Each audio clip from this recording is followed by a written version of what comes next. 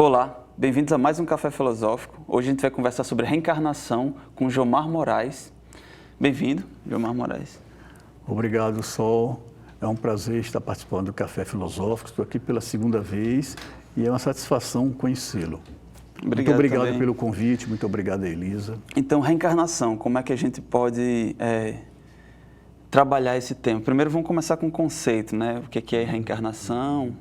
Olha, a reencarnação é uma crença ancestral, é algo muito antigo e que surgiu provavelmente entre 5.000 e 10.000 anos atrás com os Vedas e permeou todas as grandes tradições espirituais do passado e as grandes tradições espirituais que permanecem no presente. Então, nós vamos ter a noção de reencarnação entre os Vedas, na antiga religião do Egito, vamos encontrar também uma noção de reencarnação entre os judeus, na vertente essênia e também entre o povo, havia uma versão popular de reencarnação. E vamos ver a ideia de reencarnação atravessando a Idade Média com as sociedades secretas, até que no século XIX ela começa a ser popularizada no Ocidente, com o surgimento de duas grandes tradições da modernidade, tradições religiosas. É o Espiritismo, de Allan Kardec, e a Teosofia, da Helena Blavatsky. O que é reencarnação? A reencarnação é a crença de que você pode, tendo morrido, voltar a viver em um novo corpo. Ou seja, é uma crença que está relacionada a uma outra... Existem várias formas, né? Por exemplo, às vezes eu acho que os egípcios tinham isso de voltar para o mesmo corpo, né? Enquanto que o espiritismo tem essa coisa de você perder a memória e nascer de novo como criança. Não, você não perde a memória. No conceito espírita, você não perde a memória, né? Mas você assume uma nova persona, um novo ego, né?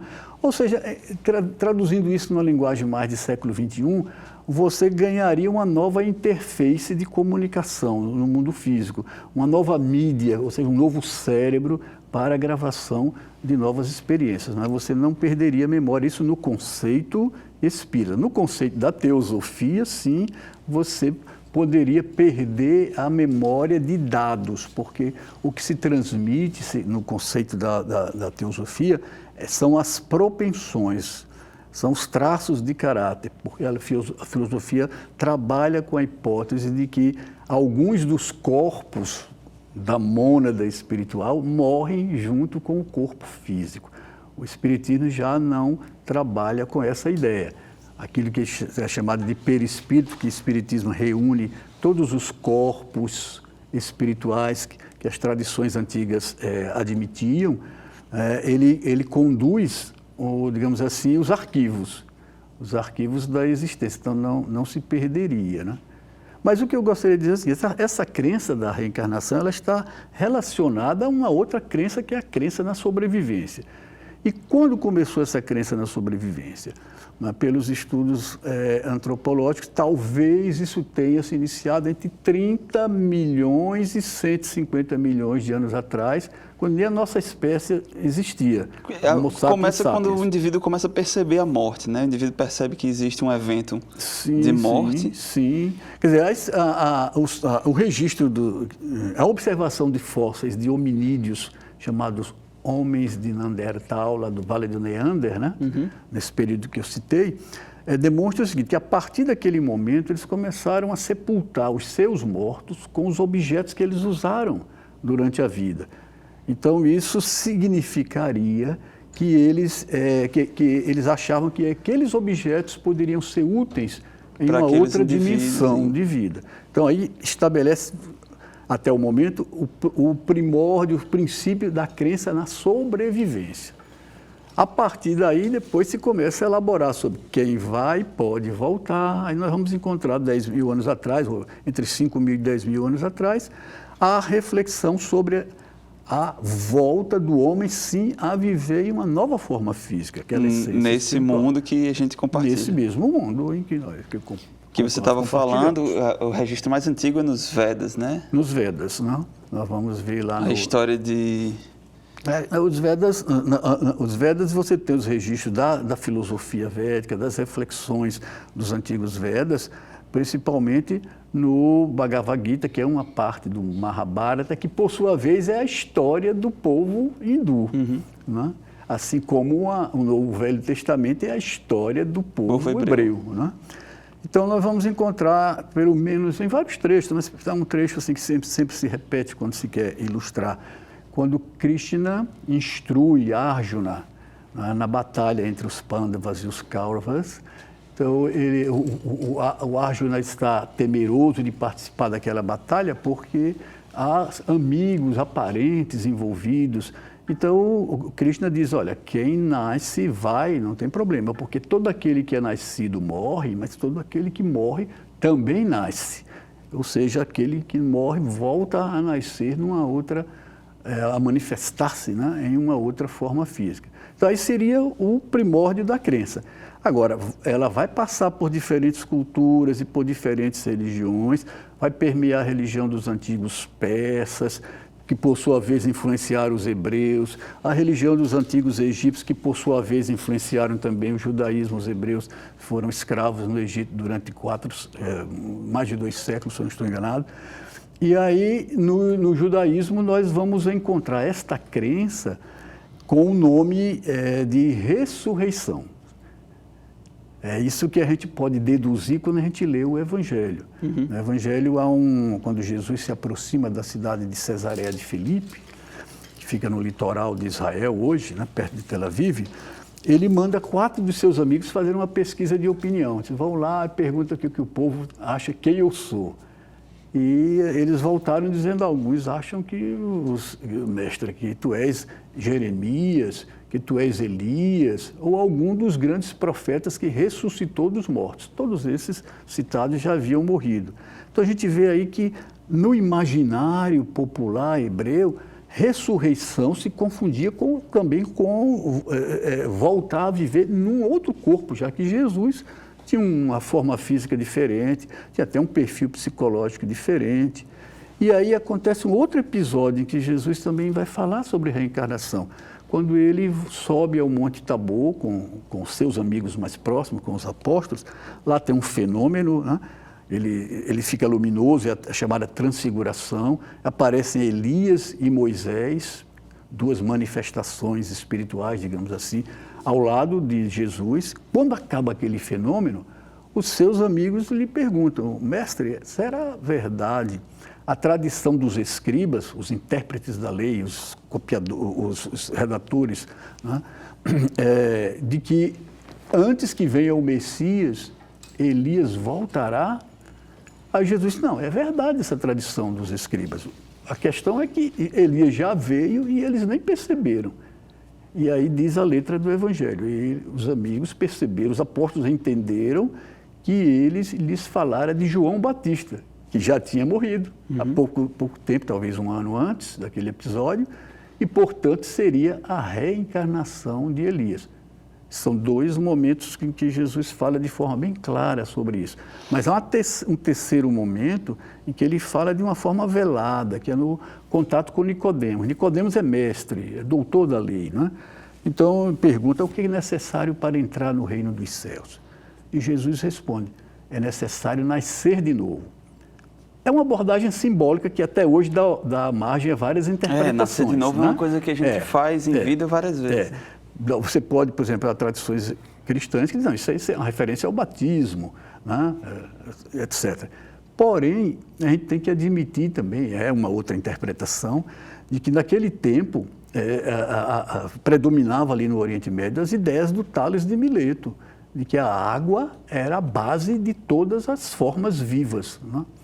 A ciência, de um modo geral, confirmou isso depois, né? As formas vivas surgindo dos mares aquecidos, né, no passado. Então, se essa interpretação é correta, nós temos aí mais uma referência velada à reencarnação. Agora, de um modo geral, é comum, então, entender que a reencarnação é, por exemplo, eu morro, não é isso? E de alguma forma, em um outro momento, eu volto a ser humano. né, novamente.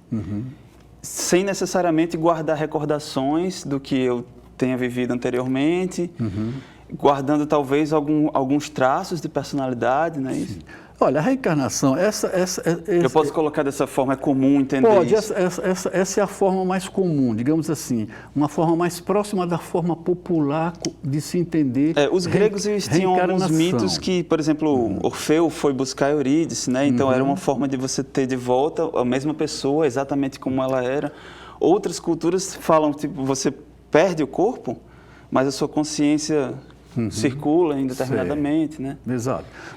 Já que você citou os gregos, na verdade, eles foram os introdutores da reencarnação no Ocidente. Só que depois, com a decadência da cultura romana e da cultura grega, isso ficou, digamos assim, restrito às sociedades secretas até o século XIX. Mas o Pitágoras, ele não só teorizou sobre reencarnação, como também ele dizia que recordava uma das suas encarnações passadas. Ele teria lutado na Guerra de Troia, teria sido ferido por Menelau, se eu não estou enganado. Não é? Aí vamos encontrar Sócrates e Platão também trabalhando a ideia das vidas sucessivas, da volta do espírito ao novo corpo. Né? Agora, é preciso, essa questão que você colocou, você perde a memória, como é que é? A gente está acostumado a abordar o tema reencarnação debaixo da inspiração de uma doutrina. Então, quem é espírita tem uma versão X sobre reencarnação, quem é teosofista outra, quem é hinduísta outra, quem é budista, se bem que o budismo não trabalha com reencarnação, mas trabalha com renascimento, mas tem um vínculo com esse tema, ok? Porém, é importante para a gente entender reencarnação ter a ideia do que é monismo e dualismo. Porque existem diferentes maneiras de você encarar a reencarnação, a partir do monismo e do dualismo. Na versão ocidental, na versão brasileira, que é a versão espírita, digamos assim, prevalece a imagem, a visão dualista, que é ao espírito e ao universo, ao ser e ao universo, a separatividade. Na visão dos antigos Vedas, mas não de todos os hinduístas, na visão dos antigos Vedas prevalece a visão monista. Então não há separação entre o homem e o universo. Existe uma consciência que permeia todo o universo, que cria, sustenta e transforma todo o universo. E essa consciência se manifesta de diferentes maneiras, de diferentes aspectos.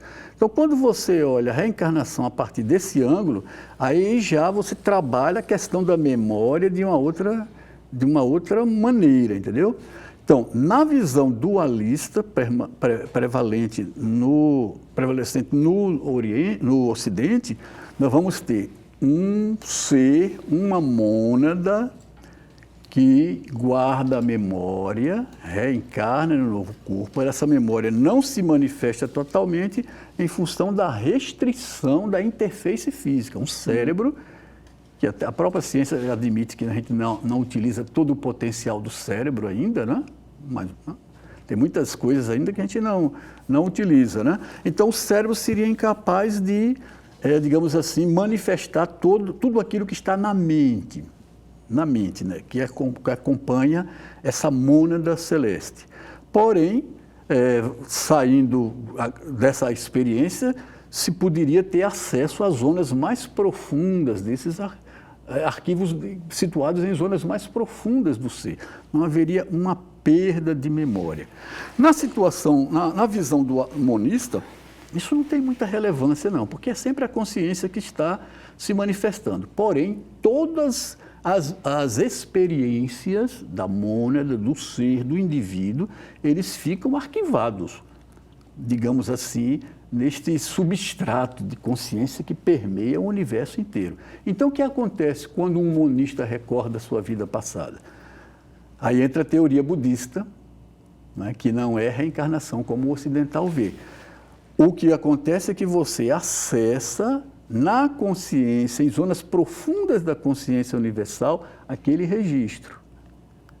Aquilo que está ali, que marca aquele filme, aquele vídeo que ficou da experiência que foi vivida por uma outra mônada num determinado tempo. E na visão dualista, não, você está recordando uma experiência que faz parte de um indivíduo que é separado do resto da criação. Entendo. Dessa forma, eu acho que dá para eu pensar que eu sou a reencarnação de tudo, do universo, né? De tudo que já existiu. Uhum. Por exemplo, eu nasci, agora essa consciência que eu tenho, o que eu sou aqui, eu carrego tudo que eu fui, né? Toda a história do universo e tal. E quando eu morrer, eu vou continuar perpetuando isso durante um tempo na forma de adubo, durante outro tempo na forma de árvore, depois na forma de poeira estelar, quem sabe? Uhum. São formas de reencarnação, né? Na perspectiva monista, o que você está falando é admissível, está muito próximo de uma compreensão de reencarnação a partir de uma perspectiva monista. E se a memória, por exemplo, os nossos pensamentos, que são pulsos elétricos, eles ficam salvos nessa grande manta de elétrons que permeia todo o universo, eu posso lembrar de várias outras vidas porque eu fui todas essas pessoas, né? Ou, sei lá, átomos que estão em mim já tiveram em várias outras coisas. Sim, sim. Isso, da perspectiva monista, isso se aplica, ok? Porque, na verdade, no monismo, o budismo é monista, né? O hinduísmo, algumas vertentes do hinduísmo são monistas, outras não. Você pega o Hare Krishna, eles não são monistas, os Vaishnavitas são dualistas. Então, acreditam na existência de um jiva, que é semelhante à alma ocidental, né? Então, na perspectiva monista, sim, o que existe, na verdade, é Deus. Deus é o primeiro sem segundo, ok? Agora, Deus se expressa de diferentes maneiras, em zilhões de formas, em zilhões de aspectos. Isso é a percepção do uno numa visão monista. Numa visão dualista, nós temos o Deus, a matéria e o espírito. Isso coloca um fosso para o diálogo entre Ocidente e Oriente, entre percepção espiritual do Oriente e Ocidente. Porém, há como estabelecer pontes. E nesse livro a gente fala sobre isso.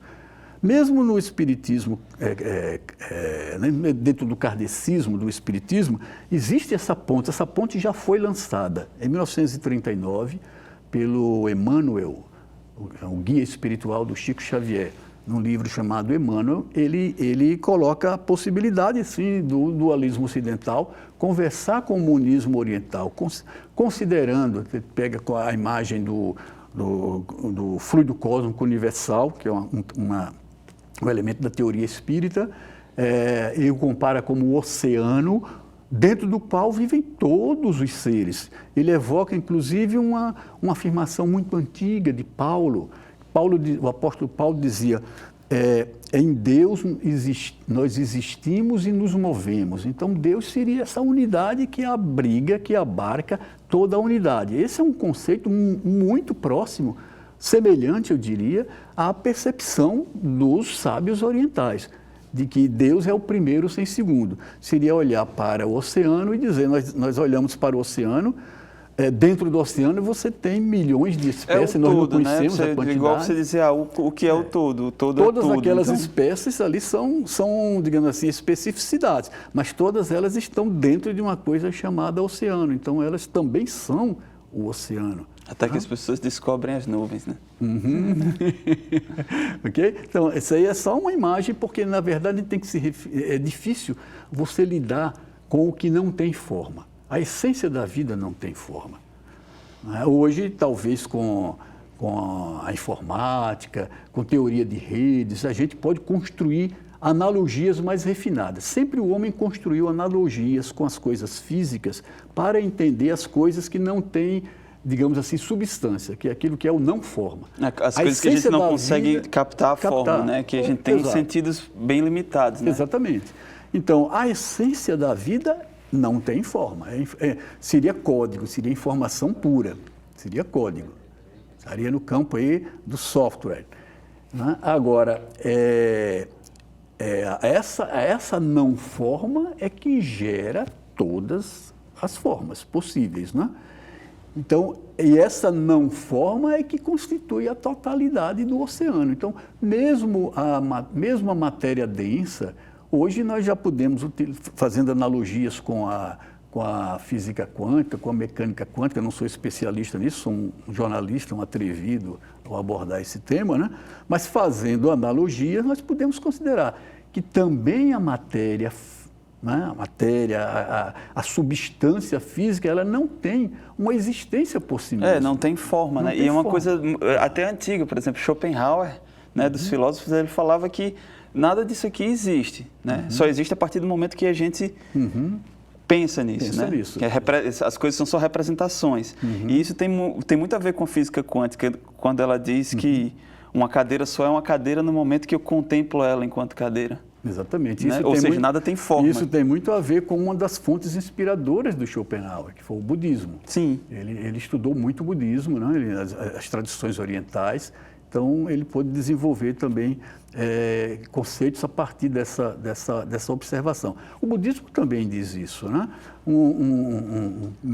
Você tem uma cadeira, ela só será cadeira na medida em que você olha a ver como um utilitário no qual você pode sentar. Mas se você está precisando de madeira para fazer uma fogueira, aquilo ali é madeira. Né? Você vai lá e aquilo não é mais uma cadeira, é o material que você está precisando para fazer fogo. Então, a experiência objetiva, ela nasce da mente. A experiência da forma, ela nasce no não forma. O nosso mundo objetivo realmente tem muito a ver com Não tem muito a ver, tem tudo a ver com as nossas crenças. São as nossas crenças que estabelecem o nosso mundo objetivo, né? Inclusive, que vão influenciar as nossas elaborações no campo da ciência, na teorização, né? Um cientista, ele não trabalha não é só o experimentalismo que vai dar condições para o cientista teorizar. Ele começa com uma intuição, geralmente ele tem uma intuição e vai testar.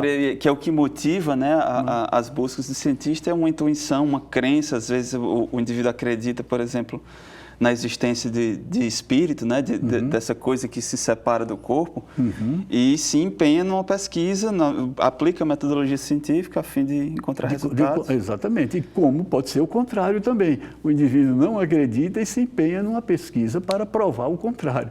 Entendeu? E acaba provando que tem mesmo, né? E às vezes acaba encontrando fatos surpreendentes. Eu sempre digo, e nesse livro a gente repete aquele trechinho que eu te falei, que é o diálogo entre o autor e o robô virtual, né? Ali eu coloco um pouco das minhas reflexões, né? Então, eu sempre digo que nós vivemos num grande mistério e é preciso a gente trabalhar com esse mistério com um pouco mais de humildade.